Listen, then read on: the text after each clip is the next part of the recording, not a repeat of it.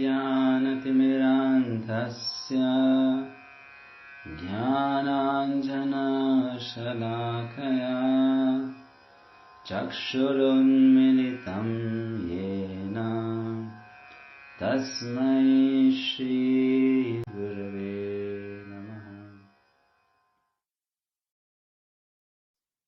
आज का विषय है पावर ऑफ टाइम। तो समय जो है वो बहुत बलवान है। इसका अनुभव कुछ हद तक हम सभी को है। जैसे कि कुछ दिन पहले, 7 दिन पहले, अंग्रेजी कैलेंडर के अनुसार नया वर्ष मनाया गया। अब बहुत से लोगों के लिए ये वर्ष एक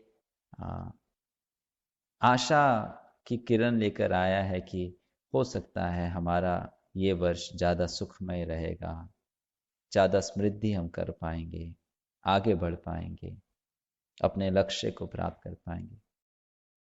लेकिन हालांकि कुछ लोग ऐसा सोचते होंगे या फिर बहुत लोगों ने ऐसा सोचा होगा, फिर भी बहुत से लोगों का इसका बिल्कुल विपरीत अनुभव रहा होगा। इन 7 दिनों में ही उनको पता चल गया होगा कि जैसा हमने सोचा था, जैसी हमारी आशाएं थी, वैसा कुछ विशेष नहीं है। जीवन तो वैसा ही चल रहा है और हमारे ये कुछ दिन ये अभी से अनेक प्रकार के संकटों से, कष्टों से, भयावह परिस्थितियों से और तो और बहुत ही गहरी चोटों से भरा भी हो सकता है, भरा भी हुआ होगा या बीता भी होगा। ऐसा भी हो सकता है कुछ लोगों के जीवन में। तो ऐसा क्यों है कि घूम फिर कर जीवन एक प्रकार से ही आगे बढ़ता है या बीतता है और हमको बस उसका अनुभव करके या तो सुखी होना पड़ता है या दुखी होना पड़ता है?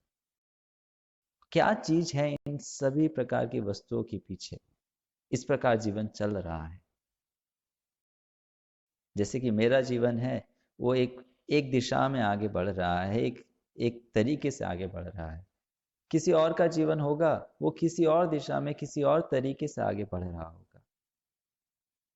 कुछ देश किसी दिशा में बढ़ रहे हैं, किसी गति से बढ़ रहे हैं।